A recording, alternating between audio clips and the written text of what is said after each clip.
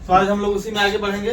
कल हम लोगों ने थोड़ा पढ़ा था, उसको थोड़ा सा रिवीजन कर लेते हैं। हम लोगों ने क्या पढ़ा था, तो हमने कल पढ़ा था इमेजिनरी नंबर के बारे में। इमेजिनरी नंबर यानी कि काल्पनिक संख्या, थोड़ा सा रिवीजन कर लेंगे। उसके बाद हम लोग आगे पढ़ेंगे। इमेजिनरी नंबर में हम लोगों ने पढ़ा था कि आई बराबर होता है अंडर रूट माइनस वन होता है, अंडर रूट माइनस वन होता है। आई स्क्वायर का वैल्यू होता है माइनस वन और आई का पावर 4 होता है 1। बस इतना ही याद करना है, ज्यादा कुछ नहीं ध्यान देना है। ये जानिए इमेजिनरी नंबर को हम आई से डिनोट करते हैं और आई का वैल्यू होता है, जैसे पाई का वैल्यू होता है 22/7, वैसे ही आई का वैल्यू होता है अंडर रूट माइनस 1। स्क्वायर करेंगे तो आई स्क्वायर का वैल्यू -1 और आई का पावर 4 बराबर 1। अब हम लोग पढ़ेंगे रियल नंबर के बारे में। ये तो इमेजिनरी नंबर है।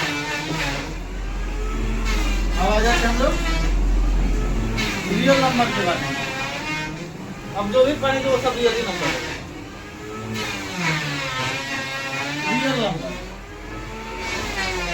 रियल नंबर वास्तविक संख्या।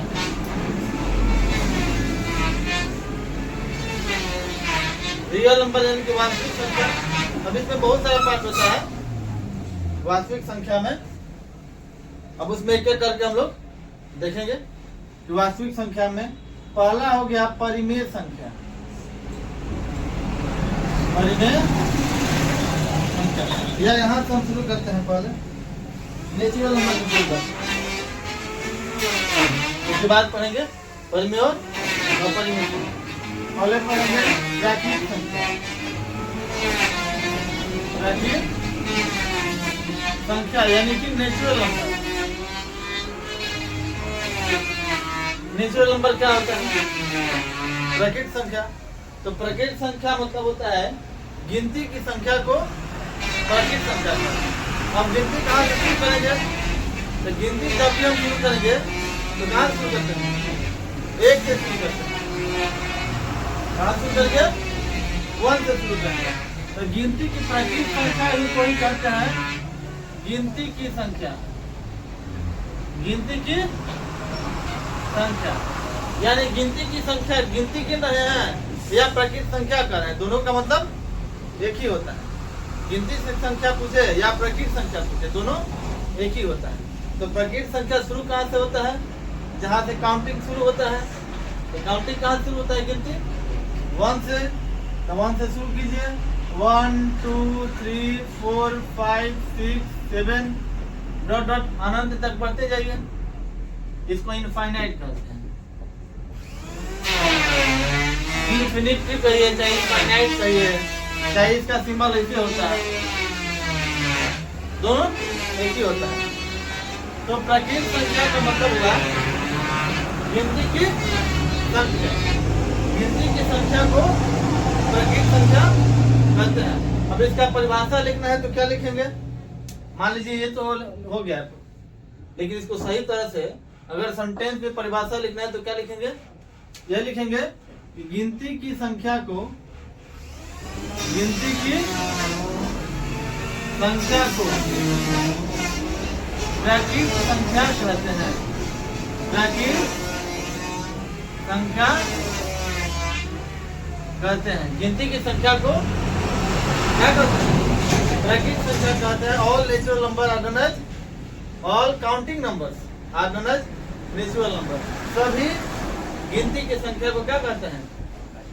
प्रकृत संख्या कहते हैं। गिनती की संख्या को प्रकृत संख्या। गिनती कहाँ शुरू होता है? 1 से। तो 1 2 3 4 5 6 गिनते जाइए जहाँ तक जाना है। अंक महाअंक बढ़ते जाइए, अनंत तक है, कोई निश्चित नहीं है, क्योंकि जितनी भी संख्या कह दीजिए हम कहेंगे उससे एक बड़ी। आप कितना भी बढ़ा लीजिए उसमें एक जोड़ दीजिए, उससे बड़ी संख्या आ जाएगी। तो ये हो गया प्रकृत संख्या। अब आ जाते हैं पूर्ण संख्या। 2 नंबर पूर्ण संख्या। पूर्ण संख्या को कहते हैं होल नंबर। होल नंबर को शॉर्ट में से यूज करते हैं पूर्ण संख्या। अब पूर्ण संख्या क्या होता है? पूर्ण मतलब कि पूरा, जो छूट गया उसको भी ले लीजिए।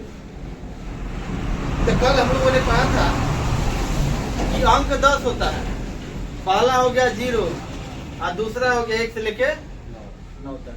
अब लग रहा है कि प्राकृत संख्या में कुछ छूटा हुआ मिल रहा है, जो कि छूट रहा है। कौन सा छूटा है? 0 छूटा है। तो 0 छूटा है, यहाँ कर पूर्ण संख्या मतलब यहाँ पूरा करना है। जो भी छूटा हुआ है उसको जोड़ दीजिए, पूर्ण संख्या हो गया। पूर्ण संख्या मतलब हो गया पूरा कर देना है। अब पूरा का मतलब कुछ छूटा हुआ है, और जो छूटा हुआ है उसमें जोड़ दीजिए तो पूरा हो जाएगा। नहीं, मान लीजिए कि हमको 1 लीटर दूध चाहिए और 3 पौवा मिला है, तो लग रहा है कि कम है, तो 3 पौवा में 1 पौवा डालिएगा, गलत रखिएगा उसको। हाँ, तो जिसमें कम है और जितना कम है उसको डाल दीजिए, पूरा हो गया। तो पूर्ण प्रकृत संख्या कम है, 0 छूट रहा है, तो प्रकृत संख्या में जो डाल दीजिए, 0 को हम जोड़ देंगे तो पूरा हो जाएगा। पूरा हो जाएगा तो क्या हो जाएगा? पूर्ण संख्या। तो जिसमें कम है और कितना कम है उसको डालिए, डाल दिए तो पूरा हो गया, तो हो गया पूर्ण संख्या हो गया। कितना कम है?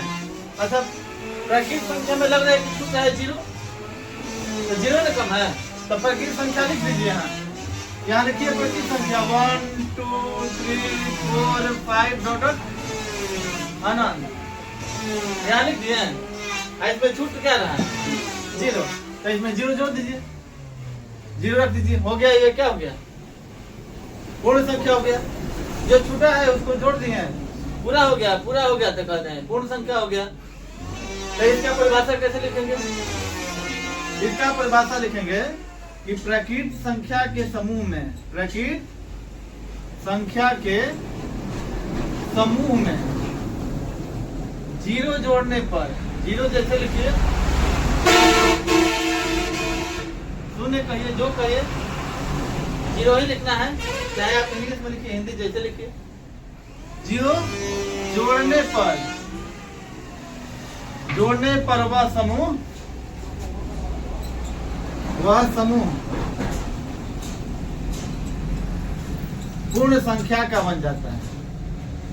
पूर्ण संख्या का बन जाता है। तो प्राकृत संख्या में क्या किया? देखिए, परिभाषा करा है कि प्रकृत संख्या के समूह में, तो ये हमारा हो गया प्रकृत संख्या का समूह। देखिए, ये हमारा हो गया, देखिए प्रकृत संख्या हुआ, ये प्रकृत संख्या हुआ। इसमें क्या लिखा है? प्रकृत संख्या के समूह में, समूह यानी कि बहुत सारा है, तुम समूह रहेगा। समूह को तो नहीं बनेगा, जैसे एक फूल का माला बनेगा, नहीं बनेगा। तो फूल के समूह से माला, तो संख्या के समूह से ना बनेगा, बहुत सारा संख्या तब समूह बनेगा। तो बहुत सारा संख्या यानी प्रकृत संख्या के समूह ले लिए, इसमें 0 जोड़ने पर, तो 0 लगा दिए, वह समूह यानी अब जो नया समूह बना वो क्या हो गया? पूर्ण संख्या हो गया। कोई दिक्कत? ऑनलाइन क्लास जो देख रहे हैं वो अपना कमेंट पर कमेंट बताएंगे क्या दिक्कत हो रहा है, नहीं आ रहा है समझ में, जो भी है तो उनके समस्या का समाधान अगले दिन किया जाएगा। तो यहाँ कोई दिक्कत नहीं। अब आगे बढ़े, अब इसके बाद आ जाते हैं पूर्णांक संख्या। पूर्णांक यानी इसको कहते हैं इंटेजर।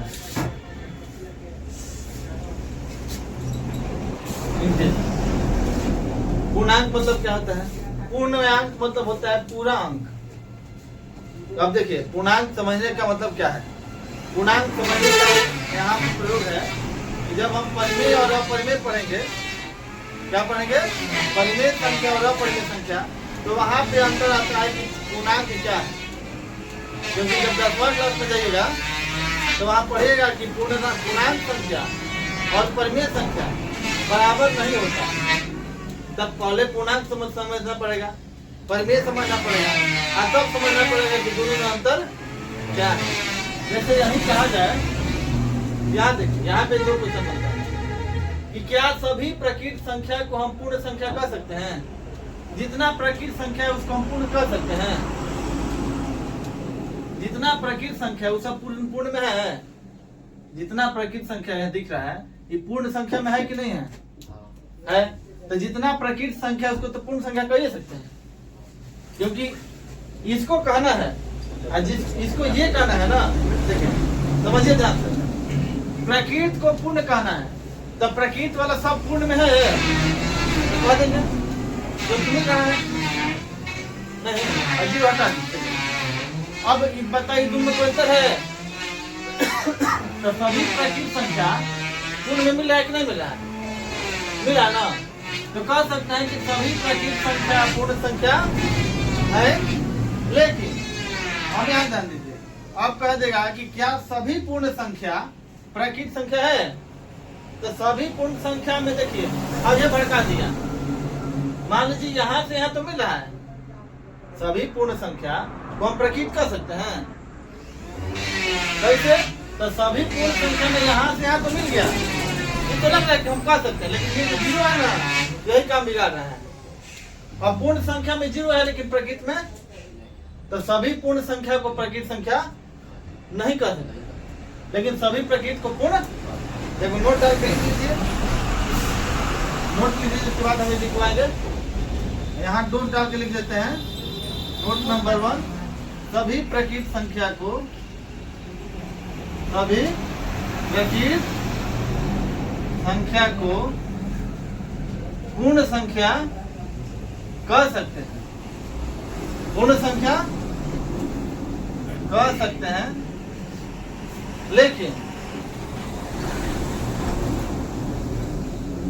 लेकिन सभी पूर्ण संख्या को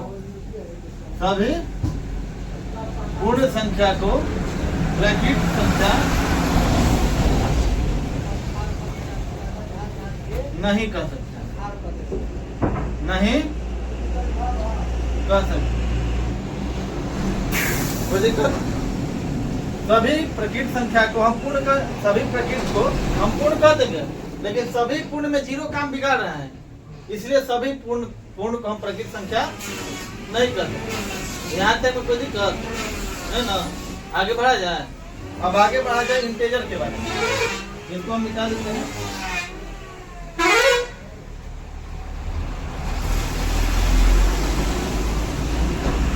अब आगे बढ़ेंगे इंटेजर पूर्णांक संख्या तो पूर्णांक संख्या मतलब होता है जो संख्या पूरा पूरा का मतलब दशमलव में ना हो अन्ना बट्टा में हो तभी ना पूरा होगा।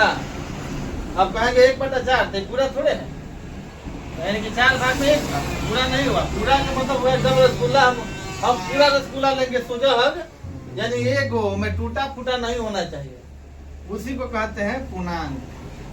ये नहीं कि तर में टूट जाए तो पूरा नहीं हुआ तो ना हम नहीं खाएंगे ये आधा है तो में टूटल है तो यहाँ पूर्णांक का मतलब हो गया पूरा से पूर्णांक।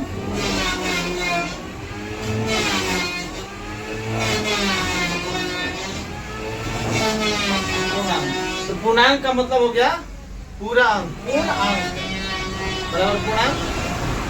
तो पूर्णांक का मतलब पूरा अंक हो गया यानी वह कोई भी अंक रहेगा वो पूरा रहेगा।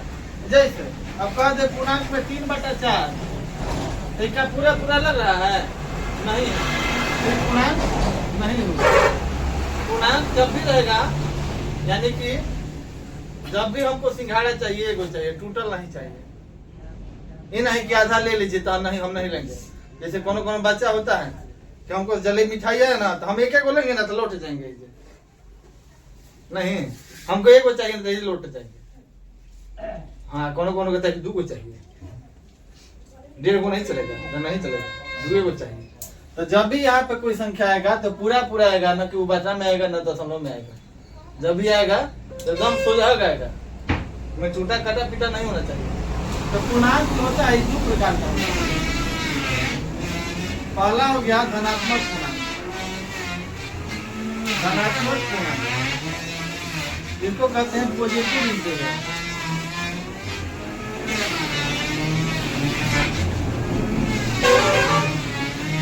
दूसरा हो गया निगेटिव इंटीजर ऋणात्मक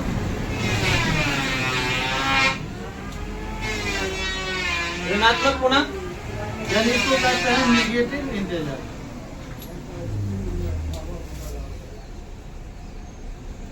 हाँ अब इसको समझने से पहले थोड़ा सा आप लोग समझिए कि नंबर लाइन संख्या रेखा क्या है। संख्या रेखा क्या है नंबर लाइन। नंबर लाइन समझ लीजिएगा, तो निगेटिव इंटीजर पॉजिटिव इंटीजर समझने में दिक्कत नहीं होगा, क्योंकि दोनों जीरो नंबर लाइन पे उपलब्ध है। देखिए यही ना होता है नंबर लाइन, ऐसा ही बनाते हैं नंबर लाइन संख्या रेखा। अब यहाँ देखिए बीच में यहाँ हो गया जीरो, अब यहाँ पे भी संख्या लिख देंगे, ऊपर चाहे लिखिए चाहे नीचे लिखिए कोई दिक्कत नहीं है। डॉट डॉट इंफिनिटी तक जाएगा, क्योंकि संख्या 4 5 तक नहीं जाता है, इंफिनिटी तक। अभी लिखे ना कि प्रकृत संख्या हो चाहे पूर्ण संख्या हो, दोनों इंफिनिटी तक जाता है। डॉट डॉट में इंफिनिटी तक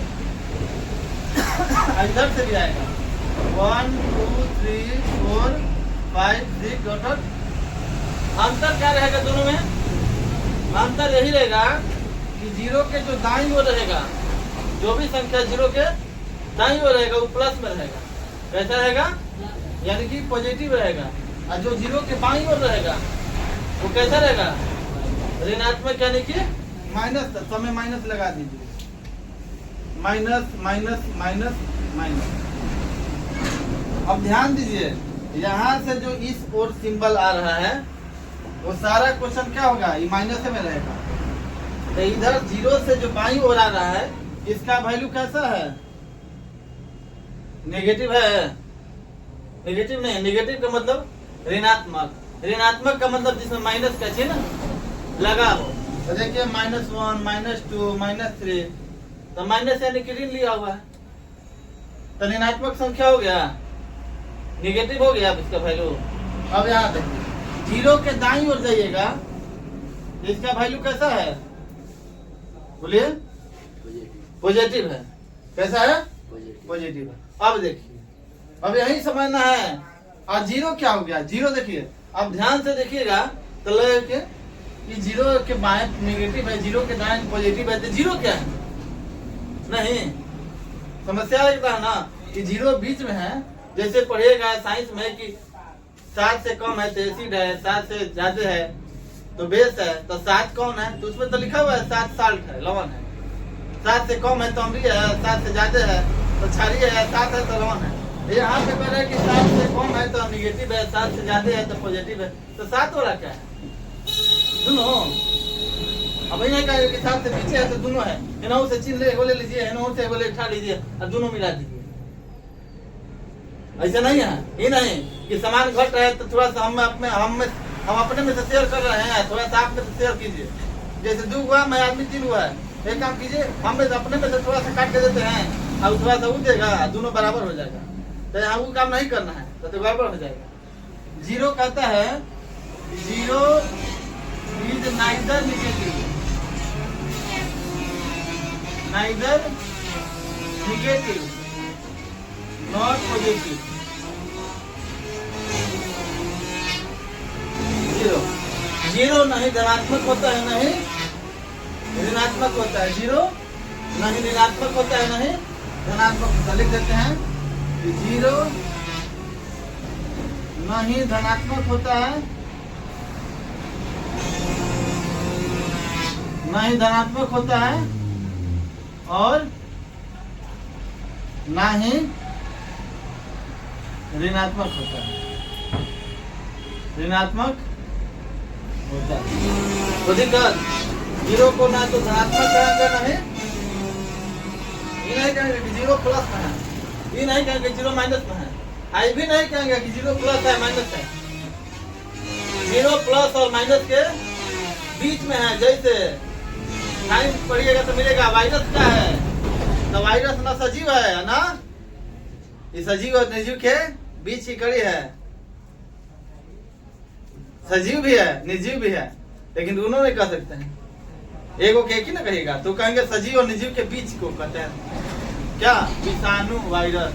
उसी तरह से इसको ना पॉजिटिव कहेंगे और नहीं निगेटिव कहेंगे। इसको कहेंगे कि नहीं ये पॉजिटिव है और नहीं निगेटिव है, कोई नहीं है। समझ गए?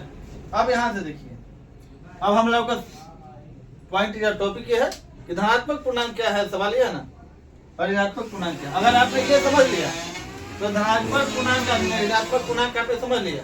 कैसे? देखिए संख्या रेखा पर ये जो भी संख्या दिख रहा है, क्या वो आधा दिख रहा है? आधा, 3 पौआ दिख रहा है, 1/4 दिख रहा है। जो भी संख्या है आपका क्या है? पूरा नहीं दिख रहा है। 1 तो पूरा है कि नहीं है? 2 गो रसगुल्ला तो कहीं टूटल दिख रहा है? अभी नहीं कि 2 गो टूटल रसगुल्ला है तो टूटल 2 गो नहीं हुआ है? 1 2 3 कोई कहीं टूटल दिख रहा है? सब पूरे संख्या है। तो जो भी संख्या इस तरह से रहेगा उसको हम पूर्णांक बोल देंगे। पूर्णांक मतलब पूरा अंक, पूरा। इसमें अगर माइनस लग गया तो कह देंगे कि ये हो गया ऋणात्मक पूर्णांक। ऋणात्मक पूर्णांक यानी पूरा संख्या में अगर माइनस का चिन्ह लग जाए, पूरा संख्या होना चाहिए। ये नहीं कि 3.3/4 नहीं, 3 नहीं, 3/4 यो नहीं। इस तरह से संख्या रहे कि कट के चाहे किसी तरह से वो बाटा में न बचे, वो हो गया पूरा अंक। अब पूरा अंक में चाहे पूरा संख्या जो कहिए ना, पूरा संख्या जैसे 12 तो 12 पूरा है ना, इसमें निगेटिव का चिन्ह लगा दीजिए तो कह दीजिए -12, -12। तो ये हो गया, हाई हो गया इंटेजर, हाई माइनस का चिन्ह है तो निगेटिव, तो इसको हम पूरा क्या पढ़ेंगे? Negative integer. तो कौन दिक्कत है निगेटिव इंटेजर में? अगर आप ये समझ लीजिए तो समझिए कि आपने निगेटिव इंटेजर ऋणात्मक पूर्णांक समझ लिया। अब पूरा अंक में माइनस लगा दीजिए। अब बाईं ओर रहेगा तो माइनस से लगेगा, प्लस नहीं लगेगा। तो ये क्या होगा? ऋणात्मक पूर्णांक। कोई दिक्कत? बोलिए। अब यहाँ आ जाइए। अब इस और प्लस लगा हुआ है। अच्छा, पूरा कोई अधूरा संख्या है? कोई अधूरा है? सब पूरे पूरे है। 2 है तो पूरा है, दशमलव कुछ थोड़े है। 2.9, 2.1 है नहीं। इस सारा पूर्णांक संख्या क्या है? पूर्णांक है ना? ये पूर्णांक हो गया। इसको कहते हैं धनात्मक पूर्णांक, यानी ऐसा संख्या जिसमें प्लस का चिन्ह हो। अच्छा, एक बात और जान लीजिए, कोई भी संख्या लिखा हुआ है और उसके आगे कुछ चिन्ह नहीं है तो क्या माना जाता है? प्लस माना जाता है। क्या माना जाता है? प्लस माना जाता है। प्लस और कुछ नीचे ना हो तो उसको 1 माना जाता है। समझ गए? तो यहाँ पे आपको कुछ देखेगा नहीं या कहेगा कि कैसे माने प्लस है। इधर तो मान लिए कि लिखा हुआ माइनस से माइनस जान गए, इधर तो कुछ लिखा हुआ है ही नहीं है, तो हम प्लस कैसे कर दें? ये जान लीजिए कि किसी संख्या के आगे कोई चिन्ह न हो तो उसको हम प्लस ही मानेंगे। कोई चिन्ह नहीं लिखा है तो क्या मानेंगे? प्लस। माइनस मानना है तो लिखा हुआ रहेगा। माइनस नहीं लिखा है तो समझिए को प्लस है, चाहे वो कहीं हो। अगर उसके आगे कोई चिन्ह नहीं है तो प्लस का चिन्ह अवेलेबल है, तो पहले से जाकर बैठल है। जैसे रेलवे ट्रैक पे देखिएगा कि पटरी चेंज करना है, जिस पे ले जाना है उस पे चल जाएगा, आना तो परमानेंट हो जाए, अस्थायी है। अगर ट्रैक चेंज करना है तभी हिलेगा, और नहीं तो एकदम अस्थायी है। तो अगर इसको माइनस बनाना है तो माइनस लिखना पड़ेगा, नहीं तो समझिए कि प्लस है। समझ गए? नहीं तो प्लस है तो कोई दिक्कत? बोलिए। तो धनात्मक पूर्णांक और ऋणात्मक पूर्णांक समझ गए? धनात्मक पूर्णांक में 1 2 3 4 5 डॉट डॉट, यानी समझ गए?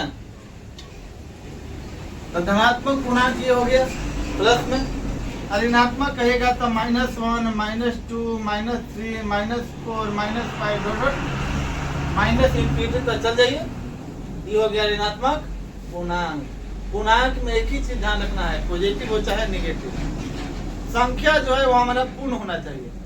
संख्या पूर्ण होना चाहिए। ये नहीं कि 3 दशमलव कुछ है, 4 बटा कुछ है, कुछ से मतलब नहीं है। वो संख्या हमारा पूरा होना चाहिए। हमको 2 ग्राम सोझा चाहिए तो सोझा, कटा हुआ नहीं तो फटाफटी हो जाएगा। हाँ, तो जो भी चाहिए हमको एग्जाम पूरा चाहिए, तो वही हो गया पूरा अंक। पूरा अंक बराबर पूर्णांक है। अब प्लस का चिन्ह है, कोई चिन्ह नहीं तो प्लस, प्लस कहता है धनात्मक पूर्णांक। माइनस की चिन्ह लग गया तो ऋणात्मक। तो आज हम यही रखेंगे। अभी इसके बाद हम लोग अगले क्लास में कुछ चर्चा करेंगे। ऑनलाइन वाले जो भी देख रहे हैं वो अपनी समस्या कमेंट बॉक्स में कमेंट करिएगा। ये समझ में नहीं आया उस समस्या का हम अगले दिन चर्चा करेंगे। आज के लिए इतना ही, अगले वीडियो में।